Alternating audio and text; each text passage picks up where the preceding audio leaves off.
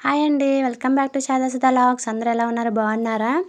ఈరోజు మార్నింగ్ మా టిఫిన్ వచ్చేసి దోశ. ఇది ఏ రోజు అంటే రంజాన్ రోజు అనమాట.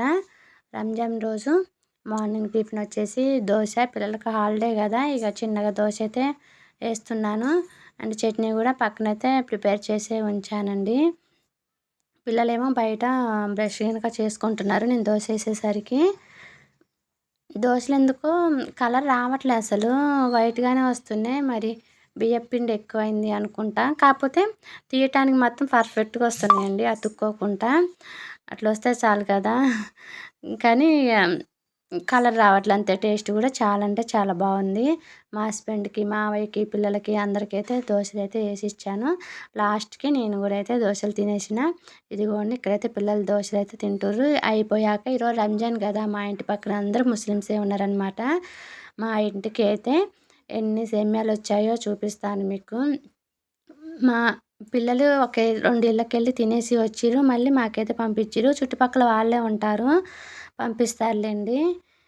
ఇక మనిషికి ఒకటి వాళ్ళు బాక్స్లో పెట్టి అయితే పంపించారనమాట. ఇది వేరే వాళ్ళవి. అట్లా ఇంటికొకళ్ళు అట్లా చాలా సేమ్యాలు అయితే వచ్చినాయండి.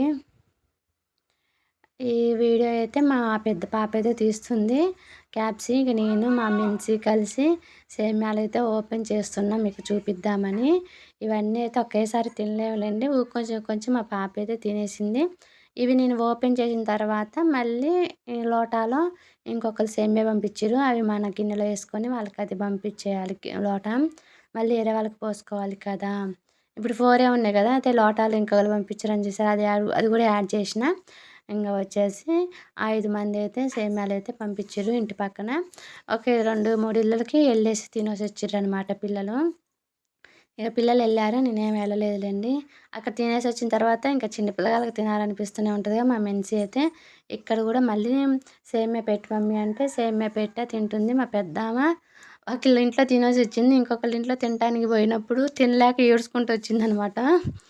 ఇక్కడ వచ్చేసి నేను సెల్ఫీ స్టిక్ తీసుకున్నానండి. అదైతే వచ్చింది, ఓపెన్ చేద్దాం ఇప్పుడు.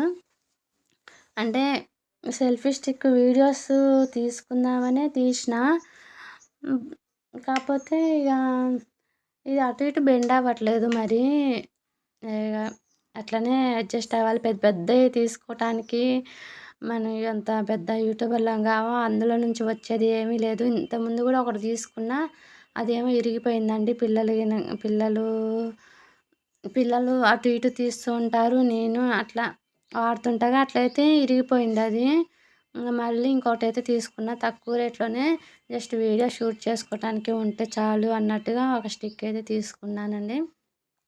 చూపిస్తా ఎలా ఉంది ఏంటి అనేసి. క్వాలిటీ అయితే బాగానే ఉందిలే, కానీ మనం పర్ఫెక్ట్గా వీడియోలు తీసుకోవటానికంటే కాదు అనుకున్నా. మరి నేనైతే అంత లెంత్ లేదు, పొడుగైతే లేదు, చాలా తక్కువ పొడిగే ఉంది. క్వాలిటీ బాగుంది. కాకపోతే చాలులే, నాకు సరిపోతుందిలే అని అయితే అనిపించింది. చూద్దాం ఇదైతే ఎంతవరకు వర్కౌట్ అవుతుందో. ఇప్పటివరకు అయితే ఇంకా దీంతో అయితే ఏం స్టార్ట్ అయితే చేయలేదు. చేస్తా, ముందు ముందు అయితే స్టార్ట్ చేస్తా. ఇక ఇప్పుడైతే చింతపండు అయితే ఎండేసిందండి, ఎండబెట్టిన.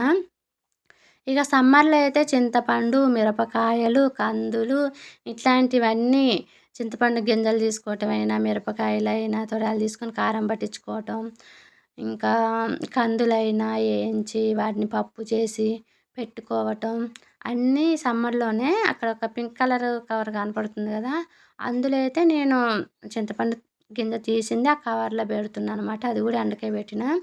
చింతపండు గింజ అంతా తీసిన తర్వాత కూడా మళ్ళీ ఒక 2 డేస్ ఎండబెట్టి స్టోర్ చేసుకుంటే మనకి 1 ఇయర్ పాటు అయితే నిల్వ ఉంటుంది. బయట అయితే నల్లగా అవుతుంది, ఫ్రిడ్జ్లో పెట్టుకుంటే ఓకే అండి. ఫ్రిడ్జ్లో పెట్టుకుంటే బాగానే ఉంటుంది. నేనైతే ఫ్రిడ్జ్లోనే పెట్టేస్తాను. ఈ చింతపండు అంతా గింజ తీయడానికి నాకు ఒక 5 డేస్ వరకైనా పట్టొచ్చు. అదంతా వచ్చేసి 10 కేజీలు చింతపండు అండి. 10 కేజీలు అంటే రోజుకు 2 కేజీలు చొప్పున తీసుకున్న ఒక 5 రోజులైతే పట్టిద్దేమో అని అనుకుంటున్నా. ఇందులోనే పిల్లలు ఉంటారు కాబట్టి అంత స్పీడ్గా అయితే వర్క్ చేయలేం. వాళ్ళు కూడా నేను తీస్తా అంటారు. అదేమో కుచ్చుకుంటే ఇదంతా కొంచెం అవుతూ ఉంటుందన్నమాట. ఇక నెక్స్ట్ చింతపండు తర్వాత మిరపకాయలు అవి కూడా కొన్ని తీసుకున్నాం.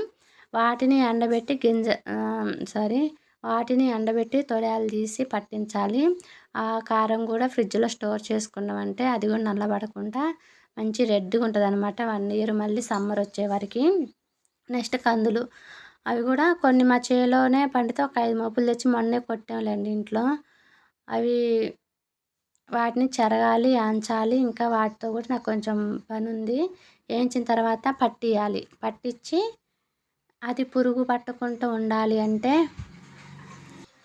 నేనైతే బాటిల్స్లలో పోసి గట్టిగా మూత అయితే పెట్టేస్తానండి. అప్పుడు అవి కూడా ఎన్ని రోజులున్నా పురుగు అయితే పట్టదు. ఏ పప్పు అయినా సరే, కందిపప్పు అయినా, పెసరపప్పు అయినా, ఏమైనా మన పురుగు పట్టుకుని ఉండాలంటే బాటిల్స్ ఉంటాయి కదా, మన డ్రింక్స్కి వచ్చే బాటిల్స్ ఉంటాయి కదా, వాటిలలో పెట్టి గట్టిగా మూత పెట్టినామంటే అంతే, పురుగు పట్టుకుంటూ ఉంటుంది.